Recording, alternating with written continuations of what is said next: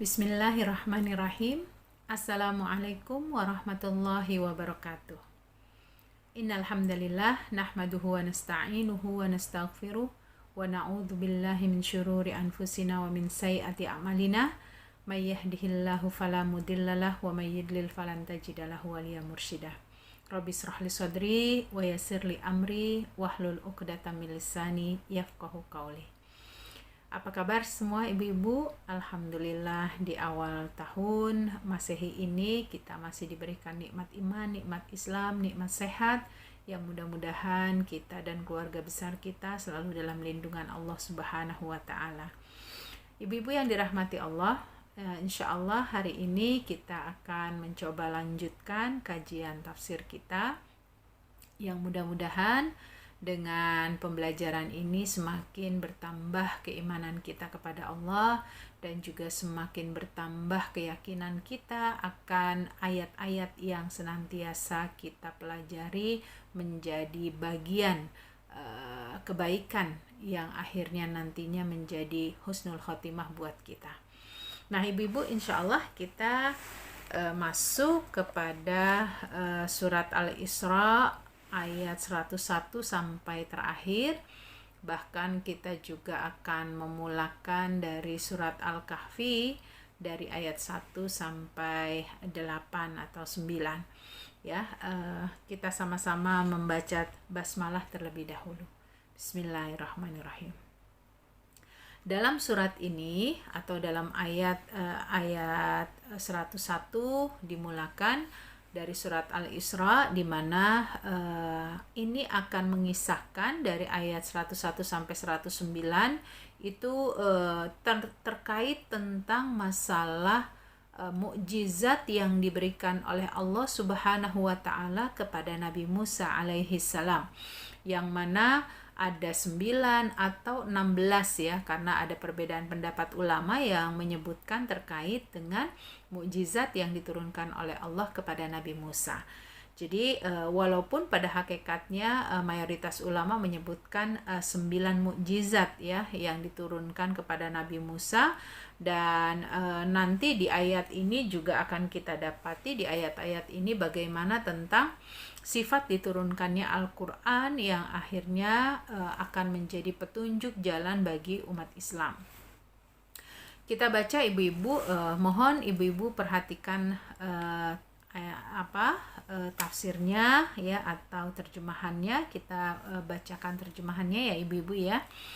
Dan sungguh kami telah memberikan kepada Musa 9 mukjizat. Jadi memang sudah disebut secara langsung. Walaqad ataina Musa tis'a ayatin. Jadi penyebutannya sudah langsung dinyatakan di dalam ayat ini. Kemudian apa? Sebagai mukjizat ya, mukjizat yang nyata, maka tanyakanlah kepada Bani Israel ketika Musa datang kepada mereka, lalu Fir'aun berkata kepadanya, "Wahai Musa, sesungguhnya aku benar-benar menduga engkau terkena sihir." Ya.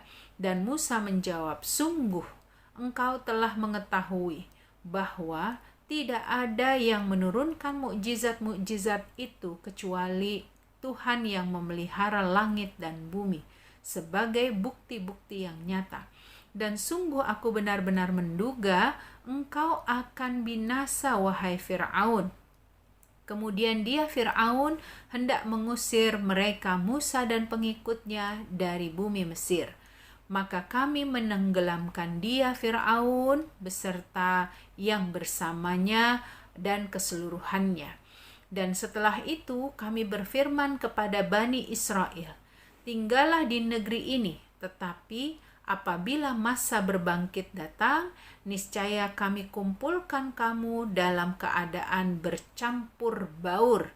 Dan kami turunkan Al-Quran itu dengan sebenarnya. Dan Al-Quran itu turun dengan membawa kebenaran. Dan kami mengutus engkau Muhammad hanya karena pembawa berita gembira dan pemberi peringatan. Dan Al-Quran kami turunkan berangsur-angsur agar engkau Muhammad membacanya kepada manusia perlahan-lahan dan kami menurunkannya secara bertahap. Katakanlah Muhammad, berimanlah kamu kepadanya, Al-Quran, dan tidak usah beriman pada sama saja bagi Allah. Kamu beriman atau kamu tidak beriman sama saja bagi Allah. Sesungguhnya orang yang telah diberi pengetahuan sebelumnya, apabila Al-Quran dibacakan kepada mereka, mereka menyungkur wajah, bersujud, dan mereka berkata, Maha suci Tuhan kami, sungguh janji Tuhan kami pasti dipenuhi. Dan mereka menyungkurkan wajah sambil menangis, dan mereka bertambah khusyuk. Jadi ibu-ibu yang dirahmati Allah, di ayat 101 sampai 109 ini ingin digambarkan tentang bagaimana kekuasaan Allah telah memberikan mukjizat kepada Nabi Musa sebanyak 9 ya, tanda-tanda kekuasaan Allah yang diberikan kepada Nabi Musa lewat mukjizat ini. Tetapi sekali lagi ketika kita berbicara tentang masalah mukjizat yang dibawa oleh Nabi Musa dalam posisi tertentu, kita dapati bahwa mereka tidak pernah mau beriman ya kepada apa yang telah diturunkan oleh Allah kepada Nabi Musa melalui perantara mukjizatnya. Jadi ibu-ibu yang dirahmati Allah, kita bisa dapati dalam beberapa cerita ini bahwa ya setelah sebelumnya, tentu saja ibu-ibu mungkin mempelajari sebelumnya itu mengisahkan bagaimana sikap orang-orang Quraisy yang keras kepala dengan permintaan dan pembangkangan mereka kepada Rasulullah, yang sampai akhirnya Rasulullah dihibur oleh Allah, begitu ya. Nah, maka setelah itu Allah menurunkan 9 mukjizat Nabi Musa. Yang perlu kita pahami 9 ini apa saja sih gitu ya. Ada di antaranya diriwayatkan oleh Ibnu Abbas dalam riwayat Abdul Razak, Sa'id bin Mansur, ya, Ibnu Jarir dan Ibnu Munzir. Yang dimaksud dengan 9 mukjizat itu adalah tongkat, tangan yang berwarna putih, kemarau panjang, lautan yang terbelah, angin topan, belalang, kutu, katak yang merajalela, dan air yang berubah menjadi darah. Semua ini adalah tanda-tanda kenabian yang diberikan oleh Allah Subhanahu wa Ta'ala secara rinci, itu disebutkan di dalam Al-Quran. Jadi dengan adanya bencana demi bencana yang ditimpakan kepada kaum Bani Israel tetapi membuat mereka tidak beriman kepada Allah Subhanahu wa Ta'ala, maka muncul hukuman ya kepada mereka itu lebih berat lagi, dikarenakan Allah memberikan penundaan kepada mereka, tetapi penundaan ini dalam tanda petik tidaklah membuat mereka bertaubat, tidak membuat mereka kembali kepada ajaran agama yang lurus gitu ya, melainkan mereka bertambah-tambah kezolimannya. Jadi ibu-ibu yang dirahmati Allah, dari sini kita bisa melihat bahwa Allah menurunkan ya 9 mukjizat kepada Nabi Musa, kemudian semua itu tidaklah membuat Fir'aun dan pengikutnya menjadi beriman.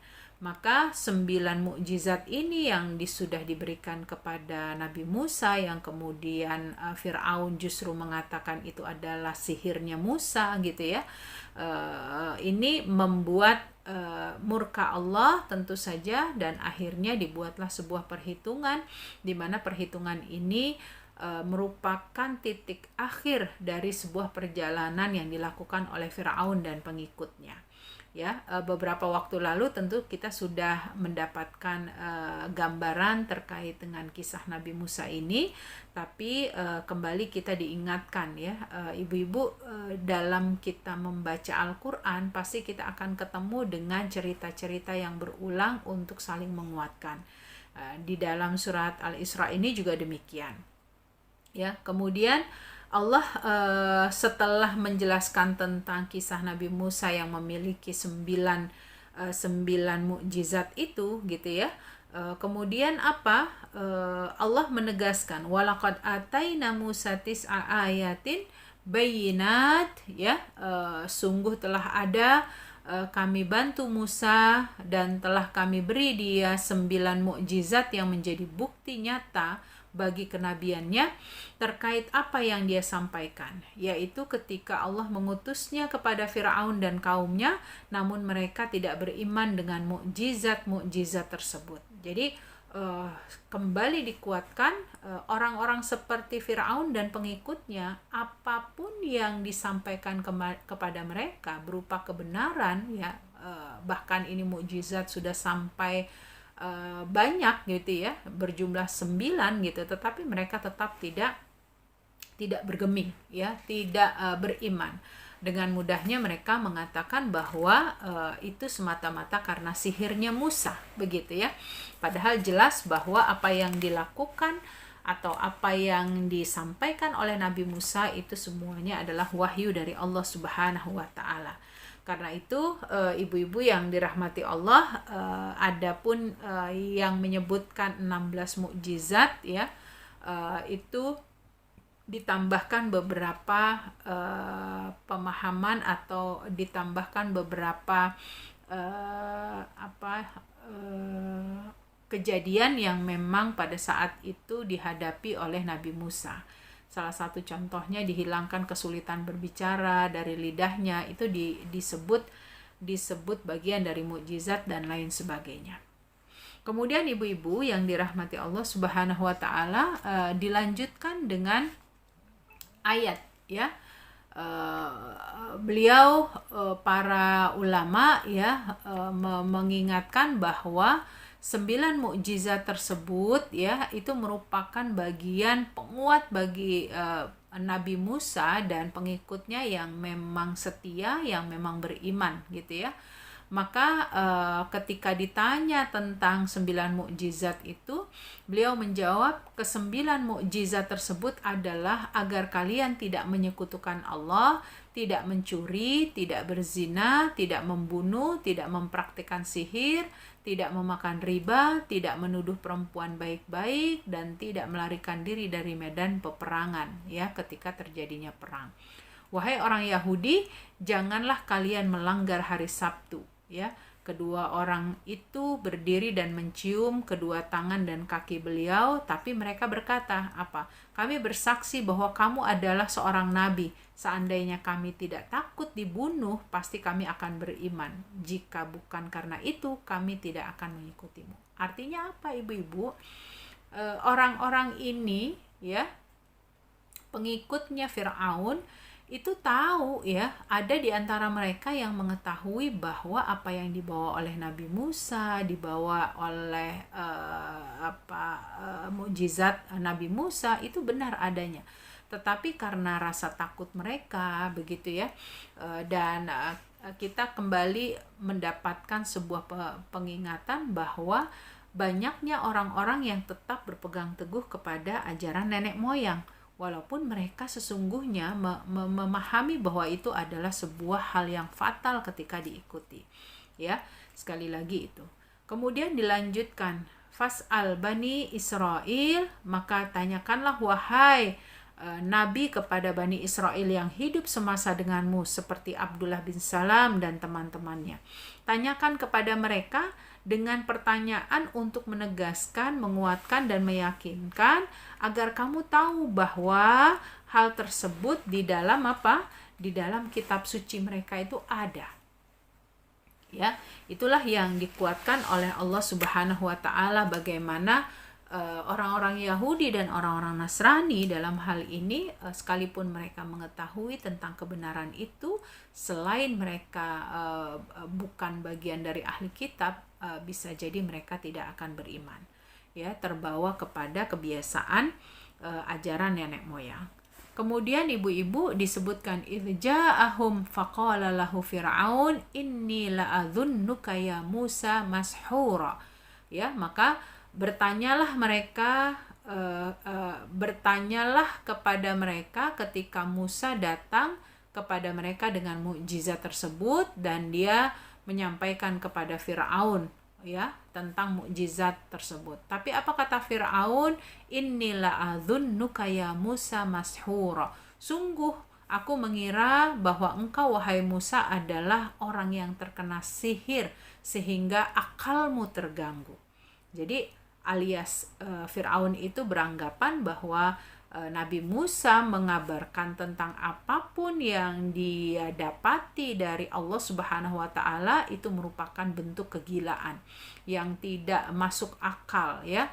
Yang padahal posisi seperti ini sudah dia lihat secara kasat mata, ya, kejadian-kejadian di negerinya itu. Ya. Qala laqad alimta ma anzala haula'i illa rabbus samawati wal ard. Musa berkata kepada Firaun, ya, apa yang dikatakan sesungguhnya kamu tuh udah tahu, begitu ya.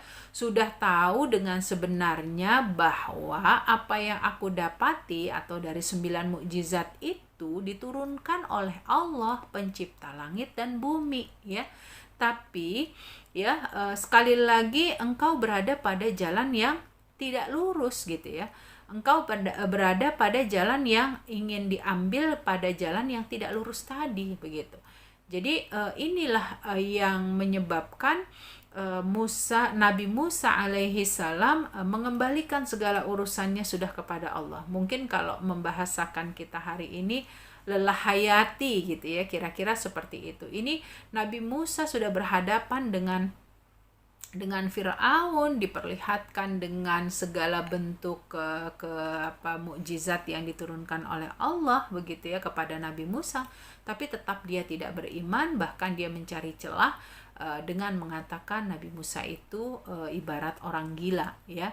Kemudian apa kata Nabi Musa? Wa inni la'adhunnuka ya Fir'aun mathbura. Dan sesungguhnya aku mengira kamu, wahai Fir'aun, seorang yang akan binasa, berpaling dari kebaikan dan cenderung kepada keburukan. Kenapa? Karena Nabi Musa yakin bahwa Fir'aun itu mengetahui nilai kebenaran, tapi karena kesombongannya, ya, keinginan dia berpaling dari kebenaran itu, gitu ya, membuat dia semakin menjadi-jadi dan meninggalkan dari kebenaran itu. Fa'arada an yastafizzahum minal ard, ya.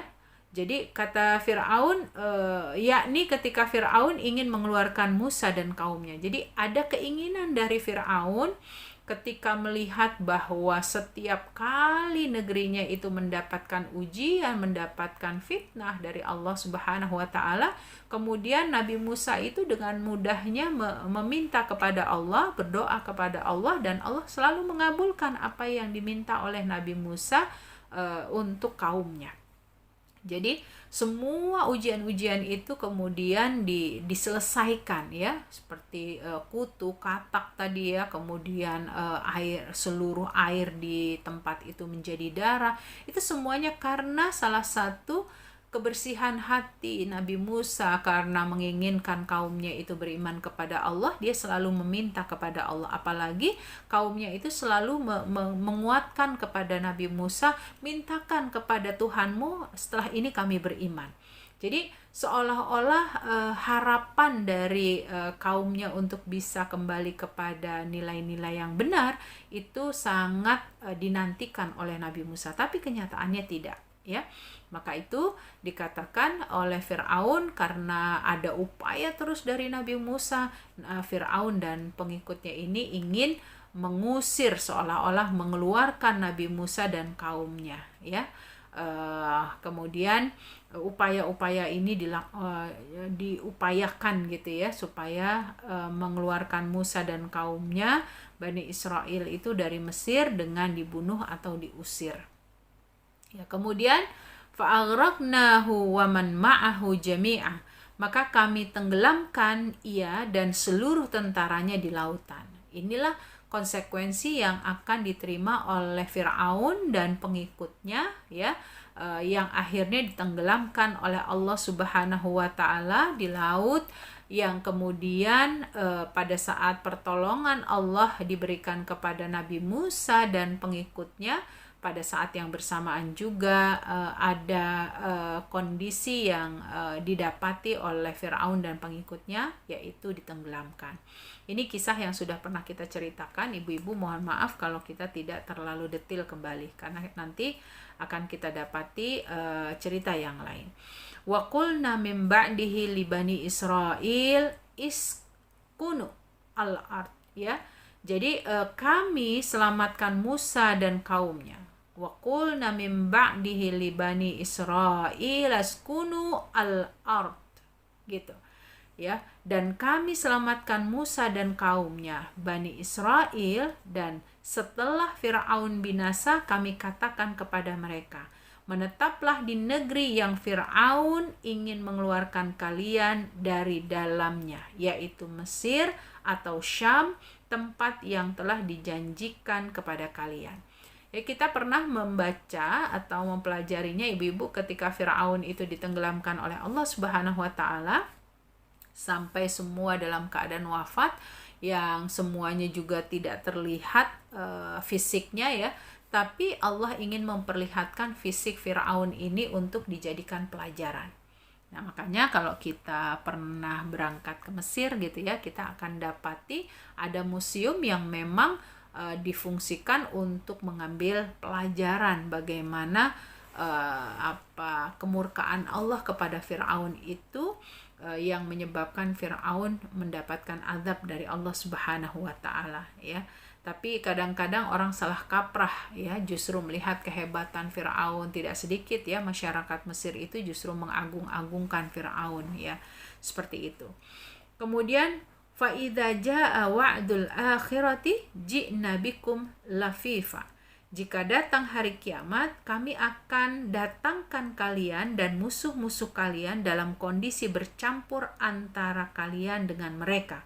Kemudian kami memutus antara kalian dan mereka. Jadi ada kata-kata al-lafifa. Lafifa di sini kumpulan besar di mana bercampur baur ya. Baik yang orang itu dianggap berkedudukan baik atau memang berkedudukan hina, mereka yang taat atau mereka yang pelaku maksiat, yang kuat, yang lemah, begitu ya. Semua itu nanti dikumpulkan oleh Allah. Setelah Allah membantah orang-orang kafir bahwasanya tidak perlu menampakkan mukjizat kepada mereka karena Allah telah memberi Nabi Musa 9 mukjizat yang nyata untuk kaumnya. Namun ketika mereka tidak beriman dan mengingkarinya, langsunglah Allah membinasakan mereka. Maka seandainya Rasulullah SAW mendatangi mereka dengan membawa mukjizat yang mereka usulkan, kemudian mereka tetap kafir dan mengingkarinya, pasti Allah pun akan menurunkan azab. Jadi ini sebuah konsekuensi ya, bahwa pada saat nilai kebenaran itu dihadapkan, kalau kita membacanya dari para nabi dan rasul terdahulu, sunatullahnya ini akan berulang gitu ya. Dan itu juga terjadi pada masa Rasulullah SAW. Padahal betapa para nabi dan rasul itu mencoba untuk menghadirkan permohonan ampun umatnya untuk mereka bisa kembali kepada kebenaran, tetapi sekali lagi dikarenakan kesombongan ya, yang menyebabkan mereka tidak beriman kepada Allah ya. Kemudian setelah itu Allah kembali mengingatkan di dalam masih ayat surat Al-Isra ini ya, tentang mukjizat yang abadi, yaitu Al-Quran ya, kembali mengagungkannya dan menyatakan bahwa Al-Quran itu telah mencukupi. Wabil haqqi anzalnahu wabil haqqi nazal. Sesungguhnya kami turunkan Al-Quran yang mengandung kebenaran berupa penjelasan tentang bukti-bukti keesaan Allah dan wujudnya. Jadi ada tentang keperluan orang-orang terhadap Rasul ya, karena memang manusia itu tidak bisa mendapatkan kebenaran tanpa ada petunjuk. Ya, itulah fungsinya para nabi dan rasul ya, agar mereka bisa berbuat adil, berakhlak mulia, mereka jauh dari berbuat kezoliman gitu ya. Dan hal-hal yang lain lagi yang semuanya itu terkandung di dalam Al-Quran. Kemudian Allah Subhanahu wa taala menyampaikan ketika Al-Quran diturunkan ya, Allah Subhanahu wa taala mengingatkan kepada Rasulullah sallallahu alaihi wasallam, "Wahai Muhammad, ya telah turun Al-Qur'an kepadamu dalam keadaan terjaga dan tidak tercampur dengan apapun, serta tidak terjadi penambahan dan pengurangan di dalamnya. Al-Quran sampai kepadamu dengan al-haq, yaitu Jibril yang sangat kuat, yang dapat dipercaya dan ditaati di alam langit." Jadi Allah mengutus malaikat Jibril untuk menyampaikan wahyunya, ya. Dengan wahyu inilah Rasulullah Shallallahu Alaihi Wasallam dikuatkan dengan Al-Quran. Setelah menjelaskan tentang kekhususan Al-Quran, ya, yang tidak akan pernah habis kalau kita membahasnya, karena keutamaan dari Al-Quran itu sendiri merupakan mukjizat terbesar Rasulullah Shallallahu Alaihi Wasallam. Kemudian Allah Subhanahu Wa Taala melanjutkan firman-Nya, "Wa ma arsalnaka illa mubasysyiran wa nadhira." Setelah berbicara tentang kekhususan Al-Quran, kemudian Allah menguatkan kepada Rasulullah Shallallahu Alaihi Wasallam, "Wahai Muhammad, engkau itu diutus untuk apa? Membawa berita gembira bagi orang beriman." Apa berita gembiranya? Kalau mereka mendapatkan syurga dan peringatan juga bagi orang-orang kafir, wa nadhira, ya, peringatan bagi orang-orang kafir ketika mereka menempati neraka dan mereka masuk ke dalam neraka itu disebabkan kekafiran mereka dan pembangkangan mereka. Jadi Allah menguatkan apa yang ada di dalam Al-Quran tentang kisah-kisah yang muncul terus-menerus, ya. Ada orang beriman, pasti di sana ada orang kafir, ada orang yang taat, dan di sana ada pelaku maksiat. Dan semuanya itu diperjelas, wa ma arsalnaka illa mubasysyiran wa nadhira, dan tidaklah aku utus engkau Muhammad kecuali untuk memberikan kabar gembira. Nah, kita mudah-mudahan menerima kabar gembira ini sebagai bentuk upaya kita lebih taat kepada Allah Subhanahu wa taala dan sebagai wujud, ya, kecintaan kita kepada Rasulullah Shallallahu Alaihi Wasallam, dan terlebih lagi cinta kita kepada Allah Subhanahu wa taala, ya, yang nantinya kita akan ditempatkan di surganya. Amin amin ya robbal alamin.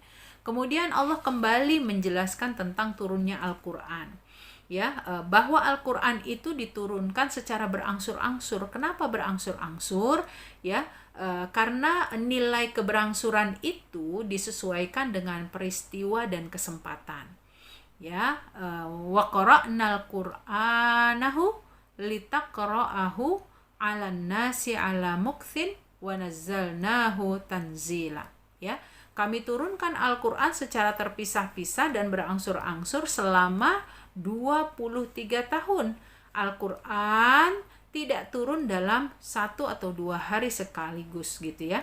Karena secara keumumannya didapati kenapa berangsur-angsur ini terjadi, diturunkannya bisa jadi karena berdasarkan peristiwa, berdasarkan hikmah, berdasarkan kemaslahatan yang bermanfaat di dunia maupun akhirat. Jadi fungsi dari diturunkannya berangsur-angsur itu dikarenakan ada sebab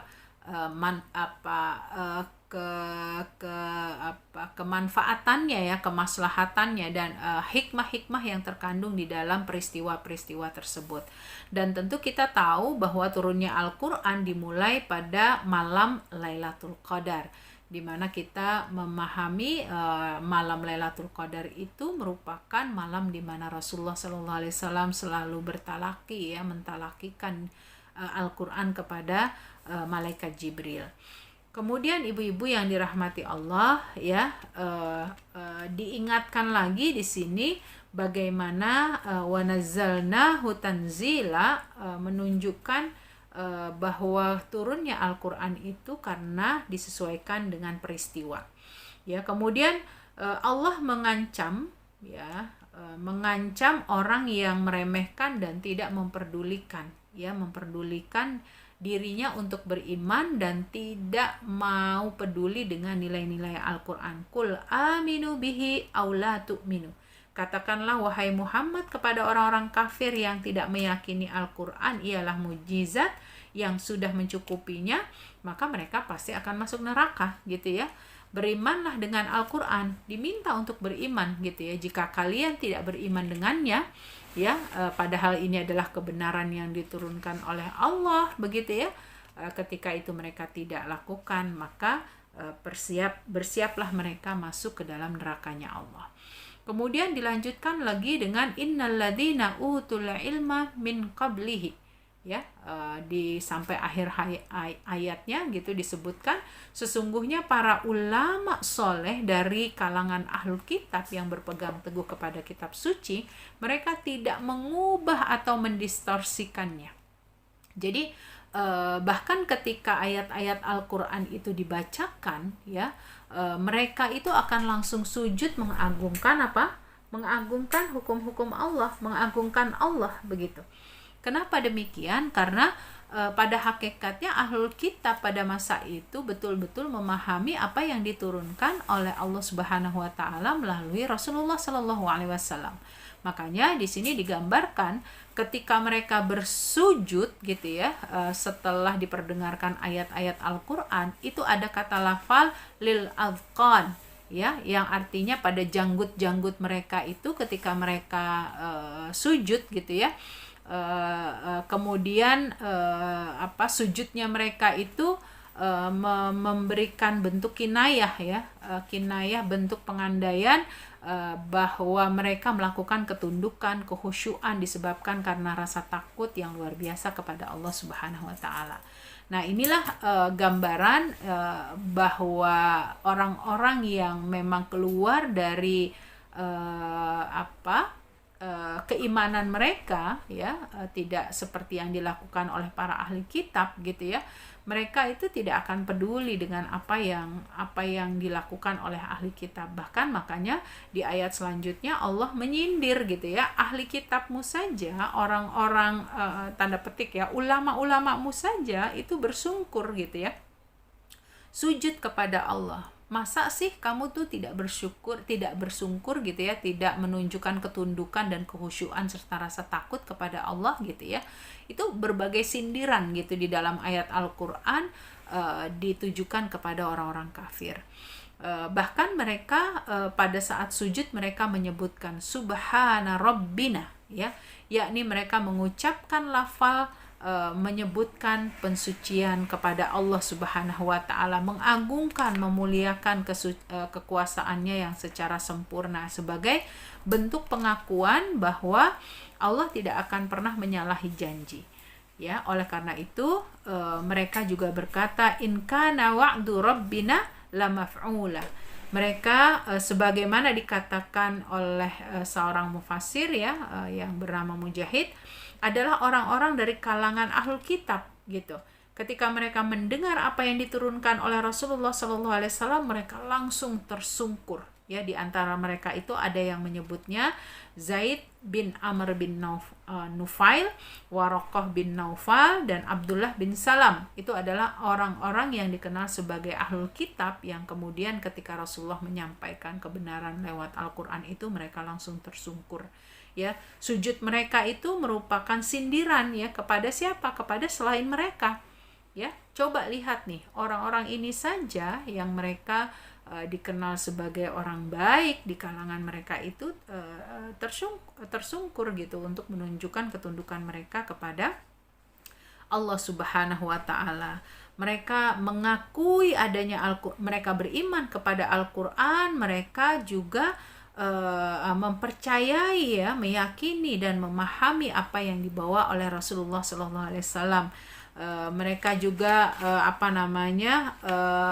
meyakini bahwa Rasulullah Sallallahu Alaihi Wasallam adalah nabi yang dijanjikan.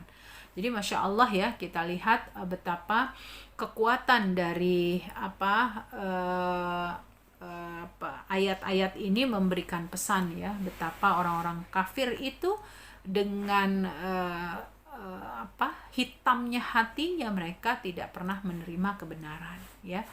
Ya, jadi kita lihat di sini ibu-ibu yang dirahmati Allah, mereka bersujud ya ahlu kitab itu untuk merealisasikan janjinya yang ada di kitab-kitab mereka. Karena mereka meyakini bahwa kitab mereka pun membawa kepada apa yang dijelaskan dalam Al-Qur'an.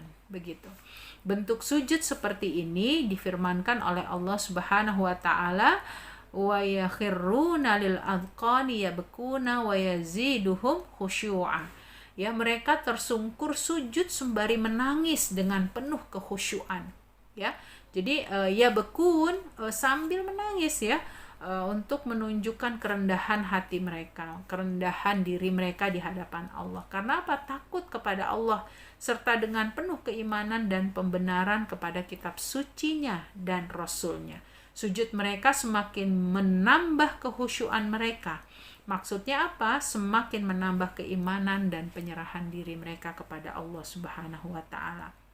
Nah, dari ayat ini kita dapati ya bagaimana Rasulullah Shallallahu alaihi wasallam sangat memuji orang yang menangis karena memang melakukan ketundukan kepada Allah, sebagaimana hadisnya, 2 mata yang tidak akan tersentuh api neraka, mata yang menangis karena takut kepada Allah, dan mata yang tidak pernah tidur karena terjaga di jalan Allah Subhanahu wa taala.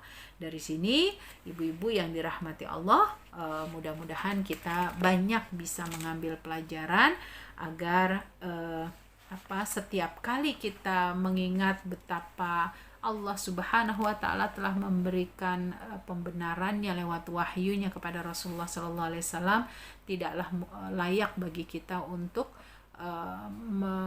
menggeser ya keyakinan kita yang sudah diberikan fitrah tentang kebenaran ini, melainkan kita justru punya rasa khawatir, punya rasa takut kalau kita tidak berjalan di jalan Allah Subhanahu wa taala. Nah, kita masuk kepada ayat 110 sampai 111, yaitu di akhir surat Al-Isra. Ayat ini berbunyi, qul ud'ullaha wa ud'ur rahman ayyama tad'u falahul asmaul husna wa la tajhar bisalatika wa la tukhafit biha wabtaghi baina dzalika sabila wa qul alhamdulillahilladzi lam yattakhidh waladan wa lam yakun lahu syarikun fil mulki wa lam yakun lahu waliyyun minadh-dhulli wa kabbirhu takbira. Katakanlah Muhammad, serulah Allah atau serulah Ar-Rahman dengan nama yang mana saja yang kamu dapat menyerunya. Dia mempunyai nama yang terbaik, Asmaul Husna, dan janganlah engkau mengeraskan suaramu dalam salat, dan janganlah pula merendahkannya, dan usahakanlah jalan tengah di antara kedua itu, dan katakanlah segala puji bagi Allah yang tidak mempunyai anak dan tidak pula mempunyai sekutu dalam kerajaannya, dan dia tidak memerlukan penolong dari kehinaan, dan agungkanlah dia seagung-agungnya. Jadi ibu-ibu, ayat ini memberikan cerita karena ayat 110-nya itu ada asbabul wurudnya ya, ketika ada seorang laki-laki ya, diriwayatkan dari Ibnu Jarir, Ibnu Mardawai ya, dari Ibnu Abbas berkata, suatu hari Rasulullah Shallallahu alaihi wasallam sholat dekat Ka'bah dan berdoa kepada Allah dan berkata dalam doanya, ya Allah, ya Rahman. Maka ada seorang musyrik, dia berkata, ya, lihatlah pada orang soleh ini, ya, dia melarang kami berdoa kepada 2 Tuhan, tapi dia berdoa pada 2 Tuhan, yaitu Allah dan Ar-Rahman. Nah, maka di sini turunlah ayat ya yang memberikan pemahaman bahwa Allah dan Ar-Rahman itu adalah 2 namanya Allah ya, yang menunjukkan itu bukan sebagai zatnya ya. Jadi ada di antara ulama yang menyebutkan bahwa ini adalah bagian dari penamaan Allah ya, bukan dari zat Allah itu sendiri ya. Sehingga ketika kita melakukan pembacaan doa dengan mengambil nama-nama Allah yang lain dari Asmaul Husna, itu sangat diperbolehkan, sangat dianjurkan gitu ya, karena pada hakikatnya kita menyebutkan dan memanggil itu dari panggilan nama-nama yang masuk dalam kategori Asmaul Husna. Nah, Kemudian ibu-ibu yang dirahmati Allah, di ayat 111-nya itu juga digambarkan, diriwayatkan dari Muhammad bin Ka'ab al-Qurazi. Ia berkata, orang-orang Yahudi dan Nasrani berkata Allah mempunyai anak, ya. Orang-orang Arab langsung berkata, labbaik la syarika lak illa syarikan huwa lak tamlikuhu wa ma malak. Kami penuhi panggilanmu, tiada sekutu bagimu kecuali satu sekutu yang kamu miliki, dan kamu miliki apa yang dia miliki. Jadi sedang orang-orang Syabi itu adalah orang-orang yang biasa menyembah bintang gitu ya. Dan orang Majusi langsung berkata, seandainya bukan karena penolongnya, pasti dia telah terhinakan. Maka turunlah ayat ini, wa qulil hamdulillahilladzi lam yattakhid waladan, yang menunjukkan bahwa eksistensi Allah Subhanahu wa taala tidak akan pernah selamanya beranak dan diperanakkan, begitu. Nah, ibu-ibu yang dirahmati Allah, jadi dari pemahaman surat Al-Isra ayat 110 sampai 111 ini memberikan penguatan ya, bahwa kalimat Ar-Rahman, Allah Ar-Rahman itu menunjukkan tidak ada perbedaan ya, karena itu adalah bagian dari nama-nama Allah yang bisa kita gunakan untuk bermunajat kepada Allah, berzikir kepada Allah ya. Sebagai salah satu pernyataannya, penulis tafsir Al-Kasyaf, beliau berkata, yang dimaksud dari Allah dan Ar-Rahman adalah nama, bukan zat pemilik nama. Jadi sangat-sangat besar ya kemungkinan kita untuk selalu bisa bermunajat dengan menyebutkan di antara nama-nama Allah sesuai dengan apa yang menjadi kebutuhan kita dalam menyebutkan. Kemudian ayyamata falahul asmaul husna ya, nama-nama yang manapun ya dari dua nama tadi, Allah dan Ar-Rahman, itu bisa kita gunakan ya untuk berzikir dan berdoa. Jadi nama dari Asmaul Husna ini bisa kita gunakan kapanpun, dimanapun ya, tidak menjadi sebuah permasalahan. Kemudian ayat ini dilanjutkan, wala tajhar bisolatika wala tukhafit biha wabtaghi baina dzalika sabila. Ketika kita membaca Al-Quran, ketika kita membaca ayat-ayat Al-Quran di dalam sholat, maka kita nggak boleh terlalu tinggi suaranya, terlalu keras banget, atau terlalu lirih gitu ya. Ketika keras banget akhirnya membuat kondisi tidak nyaman, terlalu lirih juga tidak membuat makmum terdengar begitu ya. Makanya di sini dikatakan yang paling bagus adalah membaca Al-Quran itu di pertengahannya, tidak terlalu keras dan juga tidak terlalu lirih gitu ya. Inilah pengajaran yang disampaikan ya.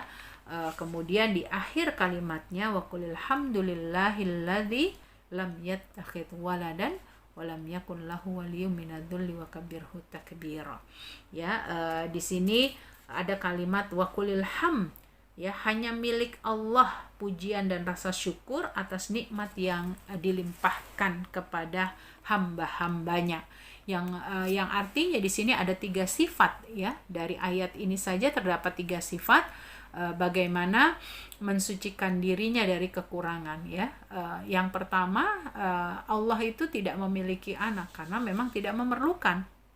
Dan yang kedua, Allah tidak memiliki sekutu dalam kerajaan dan kekuasaannya karena memang juga Allah tidak memerlukan ya.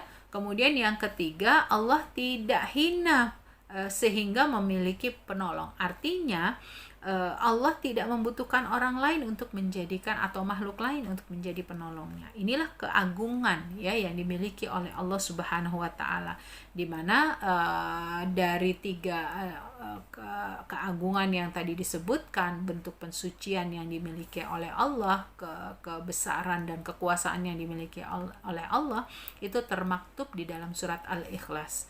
Qul huwallahu ahad, Allahus samad, lam yalid walam yulad walam yakun lahu kufuwan ahad. Nah, ayat ini diakhiri dengan kalimat wa kabbirhu takbira, agungkan, muliakan Allah dari apa yang dikatakan orang-orang zalim yang mereka tidak mengetahui, tidak memahami tentang keagungan dan kemuliaan Allah. Lihatlah segala macam yang kita lihat, yang kita dengar, yang kita rasakan, itu semua adalah atas kekuasaan dan kepemilikan kerajaan yang dimiliki oleh Allah Subhanahu wa taala. Jadi kita perlu mengambil hikmah ya, karena Allah lah yang memiliki kekuasaan memuliakan dan menghinakan siapa saja yang Allah kehendaki. Ya.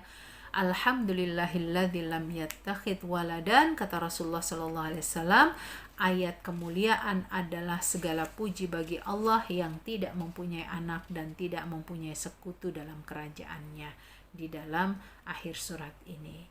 Ya, makanya Rasulullah sallallahu alaihi wasallam selalu mengajarkan anak laki-laki dari Bani Hashim dengan ayat terakhir dari surat Al-Isra ini, di mana hadisnya beliau sering mengajari laki-laki dari Bani Hashim ketika sudah mampu bicara langsung diajarkan kalimat ini, alhamdulillahilladzi lam yattakhidz waladan wa lam yakun lahu syarikun fil mulki wa lam yakun lahu waliyyun minadh dhulli wa kabirhu takbir. Itu diajarkan sebanyak 7 kali. Nah, ini jadi penguat tentu saja buat kita agar ayat-ayat ini bisa menjadi pemahaman kita untuk selalu mengesahkan dan memberikan pemahaman kepada kita bahwa Allah Maha Kuasa. Kata Umar Ibnul Khattab, ucapan seorang hamba yaitu Allahu Akbar lebih baik daripada dunia dan seisinya, ya. Ini pengingat juga kepada kita. Bahkan Rasulullah Shallallahu Alaihi Wasallam menyebutkan, barang siapa membaca doa ini atau kalimat ini, waqulil hamdulillah, ya, sampai akhir ayatnya, maka Allah akan mencatat untuknya pahala yang besar seperti bumi dan gunung-gunung. Padahal kalau memang ibu-ibu membiasakan membacanya, ini biasa kita baca di dalam ma'thurat, ya, ada di Ma'surat Kubro. Jadi kalau kita membacanya, pahalanya dicatat oleh Allah seperti bumi dan gunung-gunung, padahal kita tinggal di muka bumi ini. Kemudian ada lagi yang harus kita pahami, ya, ketika kita memiliki sesuatu yang terhalang dengan hutang piutang, maka Rasulullah Shallallahu Alaihi Wasallam mengajarkan, memerintahkan orang yang menanggung hutang untuk membaca ayat ini, ya, qul ud'ullaha wa ud'ur rahman, sampai akhir ayat, kemudian diakhiri dengan tawakkaltu 'alal hayyil ladzi la yamut, dibaca sampai 3 kali. Mudah-mudahan Allah akan memberikan keringanan, kemudahan, pertolongan untuk menyelesaikan hutang-hutang. Masya Allah, ya, luar biasa. Nah, ibu-ibu, tanpa terasa kita sudah memasuki surat Kahfi, ya, yang tadi sudah selesai. Sekarang ini kita masuk surat Kahfi. Kita tahu bahwa surat Kahfi itu memiliki 110 ayat, ya. Karena kenapa disebut surat Kahfi? Karena mengandung kisah yang sangat menakjubkan, ya, yaitu kisah Ashabul Kahfi yang tentu saja terdapat di salah satu ayat-ayat dari ayat 1 sampai 110 itu. Dia ada di ayat 9 sampai ayat 26. Ya, ini menjadi bukti, ya, surat Kahfi itu merupakan salah satu dari 5 surat yang ada di dalam Al-Quran yang dimulai dengan kalimat Alhamdulillah. Ya, ada 5 surat, ibu-ibu. Surat apa aja? Yang pertama tentu Al-Fatihah. Yang kedua adalah surat Al-An'am. Kemudian yang ketiga surat Al-Kahfi, yang keempat surat Saba, dan yang kelima surat Fatir. Ya, kalimat hamdalah tersebut merupakan pembicaraan yang menggambarkan tentang apa? Penghambaan manusia kepada Allah Subhanahu wa taala, pengakuannya terhadap segala nikmat dan kemurahan yang Allah sudah berikan kepada para hamba, serta pengakuan atas keagungan, kemuliaan dan kesempurnaan yang dimiliki Allah Subhanahu wa taala. Jadi ibu-ibu yang dirahmati Allah, ini bagaimana kita bisa menyikapi dari surat-surat Kahfi ya, semoga bisa banyak mengambil pelajaran.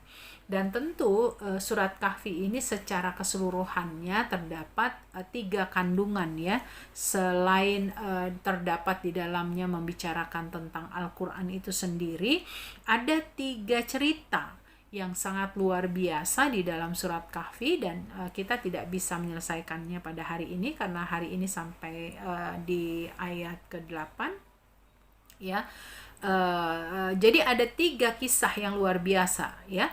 Yang pertama itu adalah kisah dari Ashabul Kahfi itu sendiri, di mana terdapat di ayat 9 sampai 26.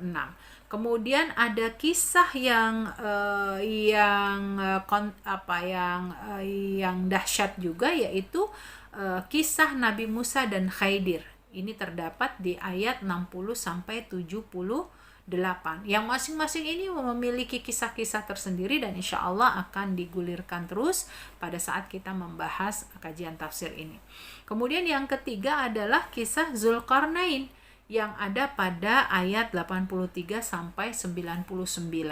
Ya, jadi ibu-ibu yang dirahmati Allah, dari semua kegiatan atau bukan kegiatan, cerita-cerita yang ada di dalam surat Kahfi ini akan memberikan kisah-kisah besar ya, agar kita bisa mengambil pelajaran yang sangat besar gitu ya, mengambil hikmah yang sangat besar.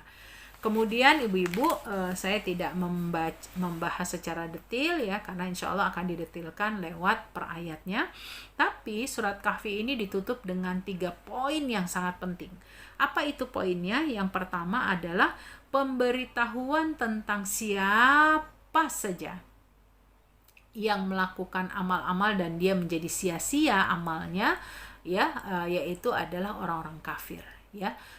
Jadi ayat ini ditutup dengan kesia-siaan amal kebaikan orang kafir ketika dia lakukan di dunia, karena dia tidak akan mendapatkan manfaat apapun di akhirat, sekalipun di dunia dia mendapatkan kebaikan dari apa yang dia lakukan.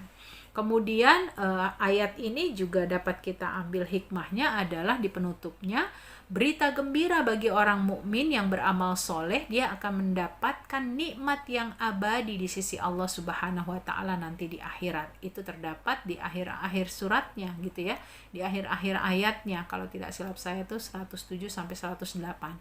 Kemudian yang terakhir terkait dengan ilmu pengetahuan Allah tidak terbatas dan tidak bertepi, tidak memiliki ujungnya ya, begitu luasnya ilmu Allah. Nah, itulah ibu-ibu sedikit gambaran terkait dalam surat Kahfi. Apa keutamaan surat Kahfi ini sebelum kita membahasnya? Ternyata banyak dalil yang menunjukkan keutamaan bagi seorang yang membaca surat Kahfi, baik itu posisinya hanya 10 ayat pertama atau 10 ayat terakhir, atau bahkan pada kondisi dia mampu membacanya keseluruhan dari surat Kahfi. Kita lihat dalam hadis yang pertama, man hafidha 10 ayatin min awwali suratil kahfi usima minad dajjal. Barang siapa yang hafal ya 10 ayat awal dari surat Kahfi, dia akan dilindungi dari dajjal. Ibu-ibu sebutannya man hafidha, berarti upayakan supaya kita mampu menghafal dari 10 ayat pertama ini ya. Kalau memang memungkinkan, kita juga menghafalnya ya, membacanya di 10 ayat terakhir, karena di hadis yang lain disebutkan man qara al-ashara al-awakhir min suratil kahfi usima min fitnatid dajjal. Barang siapa yang membaca, kalau tadi 10 ayat pertama dihafal gitu ya, letter lucksnya demikian. Tapi yang 10 ayat terakhir dibaca ya, maka dia akan dilindungi dari fitnah Dajjal. Man qara'a asyara ayatin minal kahfi ya, barang siapa yang membaca 10 ya dari surat kahfi ini. Kemudian ibu-ibu ya, selain kita mendapatkan perlindungan dari Allah dari Dajjal ya, ternyata disunnahkan bagi setiap orang, tentu orang muslim, membaca surat kahfi pada hari Jumat atau malam Jumat ya, sebagaimana tertuang di dalam sebuah hadisnya. Man qara'al kahfa fi yaumil jum'ah adha'a lahu minan nuri ma bainal jum'atain. Barang siapa yang membaca Al-Kahfi pada hari Jumat, dia akan diterangi dengan cahaya di antara 2 Jumat tersebut. Ya, hadis yang lain kita baca, siapa yang membaca surat Kahfi pada malam Jumat, Allah akan meneranginya dengan cahaya yang terpancar antara dirinya dan Baitul Atiq. Baitul Atiq itu artinya Ka'bah. Jadi Masya Allah, luar biasa keutamaan dari seseorang yang menghafal 10 ayat pertama dari surat Kahfi atau membaca di 10 ayat terakhir surat Kahfi, dan lebih lagi jika dia membaca keseluruhan dari ayat-ayat itu. Nah, tentu ibu-ibu kita mencoba membahas ya, mendiskusikan terkait dengan surat Kahfi dari ayat 1 sampai 8 ini. Bagaimana Allah mengingatkan kepada kita, Alhamdulillahilladzi anzala ala abdihil kitaba wa lam yaj'al lahu iwaja qayyiman liyunzira ba'san syadidan min ladunhu wa yubashshiral mu'minin alladzina ya'maluna as-salihati anna lahum ajran hasana makithina fihi abada wa yunziral ladzina qalu ittakhadallahu walada ma lahum bihi min ilmin wala li abaihim kaburat kalimatan takhruju min afwahihim iyaquluna illa kadhiba fala'allaka bakhi'un nafsaka ala atharihim illam yu'minu bihadzal hadisi asafa inna ja'alna ma'alal ardi zinatan laha linabluwahum ayyuhum ahsanu amala wa inna laja'iluna ma'alaiha sa'idan jurza. Ya, sedikit pembahasan kita di surat Kahfi ini adalah bagaimana ayat ini didahulukan dengan kata-kata hamdalah, alhamdulillah ya, sebagai bentuk pemujian diri Allah pada dirinya sendiri karena Allah menurunkan kitabnya yang agung kepada Rasulullah Shallallahu Alaihi Wasallam yang mulia, dan kitabnya itu adalah Al-Quran, mengeluarkan manusia dari kegelapan menuju cahaya terang benderang. Kemudian Allah menjadikan Al-Quran itu sebagai kitab sucinya umat Islam, yang mana kitab suci umat Islam ini berada pada jalan yang lurus, nggak ada penyimpangan di dalamnya ya, makanya disebutkan walam yaj'al lahu iwaja, Allah tidak menjadikan penyimpangan ya apapun yang ada di dalam Al-Quran ya, karena dia adalah petunjuk yang lurus. Kemudian kata-kata alhamdu ini juga maknanya adalah syukur dan pujian yang indah atas perbuatan yang bersumber dari pilihan Allah Subhanahu wa taala, di mana Allah Subhanahu wa taala senantiasa terpuji dari segala keadaan, dan kadang Allah Subhanahu wa taala memuji dirinya sendiri ya, dalam pembukaan dan penutup surah-surah dalam Al-Quran sebagaimana di dalam surat Kahfi ini. Tujuannya apa? Agar segenap manusia mengetahui tata cara memujinya. Ya, kalau kita ibarat kata memuji orang cakep, memuji orang ganteng, memuji orang kaya, itu kayaknya gampang banget ya, mudah sekali untuk menyampaikannya. Tapi jangan salah kaprah. Ya, yang bisa jadi saat kita ingin memuji zat yang maha berkuasa, justru kita tidak menghadirkan kata-kata yang paling baik ya. Nah, itu catatan dari surat Al-Kahfi di ayat-ayat pertama ini. Qayyiman liyunzira ba'san syadidan min ladunhu ya. Kata-kata qayyiman itu menunjukkan maknanya adalah Al-Quran ya, bahwa Al-Quran itu prinsipnya menafikan atau menolak bentuk-bentuk penyimpangan, dan tidak ada memang penyimpangan di dalam Al-Quran.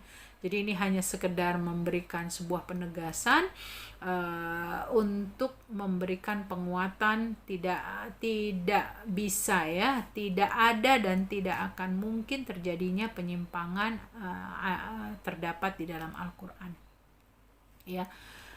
Kemudian liunzira maksudnya untuk memperingatkan dan menakut-nakuti orang kafir terhadap Al-Quran yang mereka selewengkan, mereka tidak imani ya, mereka tidak terima, bahkan mereka lakukan pelecehan gitu ya. Nah, jika mereka melakukan itu, tentu saja mereka akan mendapatkan neraka jahanam di sisi Allah Subhanahu wa taala. Ya, mereka akan mendapatkan hukuman yang sesuai dengan apa yang mereka lakukan ketika di dunia. Wa yubashsyiral mu'minin, dan memberikan kabar gembira kepada orang-orang beriman ya melalui Al-Qur'an. Kenapa? Karena mereka yang menopang Al-Qur'an lah yang menopang mereka sehingga keimanan mereka menjadi lebih baik, mereka akan mendapatkan ganjaran dari perbuatan baik mereka ya. Mereka semakin meningkat ketakwaannya, sesungguhnya mereka itu mendapatkan ganjaran yang baiklah di sisi Allah ketika mereka menjalankan nilai-nilai Al-Quran di dalam kehidupannya. Bahkan di dalam tafsir ini dikatakan ajran hasana, mereka akan mendapatkan tempat yang paling baik ya, tempat tinggal abadi yang tertinggi yang dimuliakan, yaitu surga. Makithina fihi abada, mereka senantiasa tetap dalam ganjaran dari Allah, yaitu surga yang kekal di dalamnya. Mereka kekal di dalamnya dengan segala bentuk kebaikan-kebaikan ya, yang memang itu menjadi janji Allah kepada orang-orang beriman yang mereka menjaga nilai-nilai Al-Quran. Kemudian wayunziral ladzina qalu ittakhadallahu walada ya. Ini bukan ya, disebutkan wa yunziral ladzina qalu ittakhadallahu walada ya.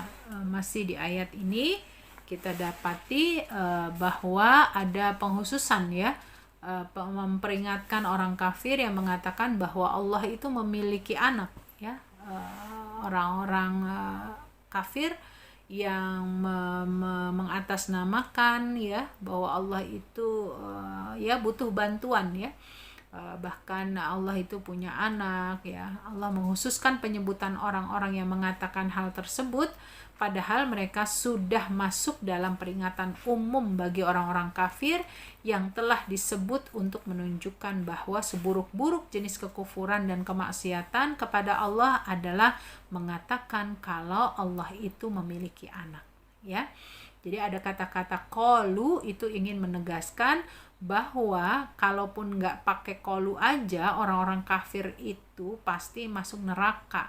Apalagi buat mereka yang lebih memberikan penegasan kalau Allah itu adalah zat yang memiliki keturunan, begitu. Malahum bihi min ilmi wala li abaihim, artinya baik mereka maupun nenek moyang mereka, yaitu para pendahulu mereka, tidak memiliki pengetahuan pasti tentang perkataan yang mereka reka-reka kalau Allah itu punya anak, gitu ya. Ini disebabkan karena kebodohan mereka, atau bisa jadi bukan karena kebodohan semata tapi karena kesombongan.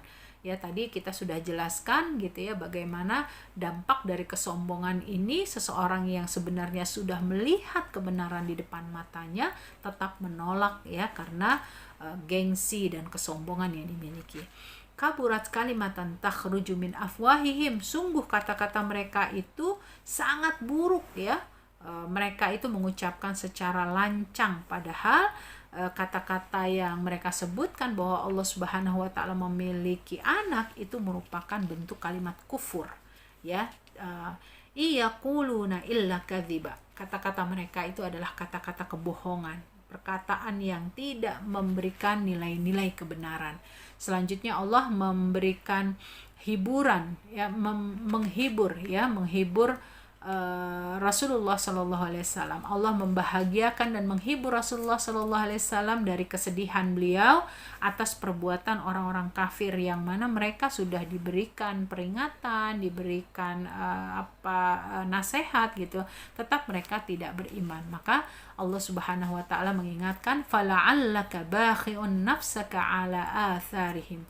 Barangkali kamu akan membunuh dan menghancurkan dirimu jika mereka tidak beriman dengan Al-Quran akibat kesedihan dan kekecewaan yang mendalam terhadap mereka. Nah ini Allah hibur ya Rasulullah Sallallahu Alaihi Wasallam, nggak usah sedih, nggak usah berkecil hati gitu ya, karena itulah tabiat yang dimiliki oleh orang kafir ya. Karena itu ada kalimat la'allah ya, mengandung makna larangan kalau Rasulullah tuh berkecil hati. Nggak boleh punya pemikiran bahwa aduh kenapa orang ini nggak mau berubah ya, bla bla bla bla. Itu bukan tugas kita manusia. Karena tugas kita adalah menyampaikan, tugas Rasulullah SAW pun menyampaikan, maka kita berikhtiar saja untuk melakukan kebaikan demi kebaikan, sementara untuk masalah hidayah kita kembalikan kepada Allah. Ya, jadi ini upaya ya Allah Subhanahu Wa Taala menghibur Rasulullah Sallallahu Alaihi Wasallam supaya Rasulullah tidak berkecil hati, tidak memiliki kesusahan dan kesedihan dalam hatinya gitu ya. Siapa yang mendapat hidayah itu bukan urusan Nabi, tetapi itu adalah kembali kepada Allah Subhanahu Wa Taala. Kemudian selanjutnya Allah mengabarkan bahwa Allah menjadikan dunia itu sebagai tempat yang fana dan akan mengalami kepunahan, dan dunia itu menjadi sarana untuk ujian orang-orang yang ada di dalamnya dan hidup di dalamnya. Inna ja'alna ma'alal ardi zinatan laha. Ya, zinah itu adalah perhiasan. Jadi pada hakikatnya Allah jadikan dunia ini agar kita lebih mewaspadai yang sifatnya sementara, yang kemudian tidak akan terbawa apa-apa yang ada di dunia ini gitu ya, baik dari sisi harta kita, kedudukan kita, keturunan kita, itu semua nggak ada yang bisa kita bawa ya. Kami memperlakukan, kata Allah Subhanahu Wa Taala, untuk menguji manusia mana yang paling baik amalnya. Lihat luakum digambarkan ahsanu amala ya, mana di antara hamba-hambaku ini yang memang dia akan menghadirkan amal-amal yang paling baiknya gitu ya. Mereka yang zuhud terhadap dunia ya, tawazun terhadap urusan dunia dan akhirat, kemudian tidak berlebihan untuk urusan dunia dan akhirat, itu adalah yang disebut ahsanu amala ya. Inna dunya hulwun hadiratun ya, kata Rasulullah SAW, sungguh dunia ini manis dan hijau. Gitu ya, manis dan hijau. Maksud hijau di sini indah ya. Coba aja bayangin kalau kita dihamparkan padi ya, itu kan seneng banget kayaknya ngeliat tuh, matanya tuh adem gitu ya. Itu maksudnya tuh keindahan. Dan sesungguhnya Allah menjadikan kalian menggantikan umat-umat sebelum kalian untuk melihat bagaimana perbuatan kalian ya. Jadi memang kalau kita tidak mengambil pelajaran dari kisah-kisah terdahulu ya, kita akan larut lagi ya, dan bahkan tujuan kita jadi bisa berubah ya, semuanya itu karena dunia. Dan di akhir Allah menyebutkan alasan agar Nabi Shallallahu Alaihi Wasallam berpaling dari perbuatan orang-orang kafir. Wa inna laja'iluna ma'alaiha sa'idan juruza. Sungguh kami jadikan dunia dan apa yang ada di atasnya selama ini menjadi perhiasan akan hancur ya, tiada tersisa. Tidak akan ada sedikit pun yang tersisa dari urusan dunia ini, kecuali orang-orang beriman nantinya akan dibangkitkan sesuai dengan amalannya di dunia. Kalau orang kafir udah jelas tempatnya.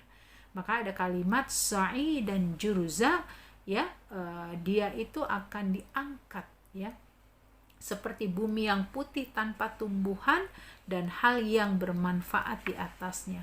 setelah sebelumnya berwarna hijau, segar, penuh kehidupan, ya. Sa'idan, ya, itu berarti tanah yang tidak terdapat pohon dan tumbuhan di atasnya. Jadi mengingatkan bahwa ya dunia itu nggak ada apa-apanya gitu ya. Dia tidak akan memberikan nilai, ya. Bahkan satu hadis itu menyebutkan, ya, perumpamaan dari satu sesuatu yang besar di dunia ini seperti kalian itu mencelupkan satu jari kalian itu di tengah lautan, gitu ya. Lautan itu adalah keutamaan dari Allah, karunia dari Allah, sementara yang kita kejar itu adalah satu jari yang kemudian kita masukkan ke dalam lautan tersebut. Kemudian kita angkat jari itu dari lautan atau dari air. Nah, itulah sebenarnya sisa air yang ada di tangan kita, itulah yang disebut dunia. Sementara akhirat itu adalah bentangan yang ada di dalamnya, ya, di lautan itu sendiri. Nah, inilah ibu-ibu yang bisa saya sampaikan. Semoga ayat ini surat Kahfi, ya, karena memang dia bisa menjadi pelipur lara bagi Rasulullah SAW, tentu juga menjadi pelipur buat kita sebagai bentuk agar Allah jauhkan kita dari hubud dunia dan tentu saja lebih banyak mendekatkan diri kepada Al-Quran. Itu saja ibu-ibu, marilah sama-sama kita akhiri dengan membaca istighfar. Astaghfirullahaladzim, astaghfirullahaladzim, astaghfirullahaladzim. Kita tutup dengan kafaratul majlis. Subhanakallahumma wa bihamdika asyhadu an la ilaha illa anta astaghfiruka wa atubu ilaik wal afu minkum. Wassalamualaikum warahmatullahi wabarakatuh.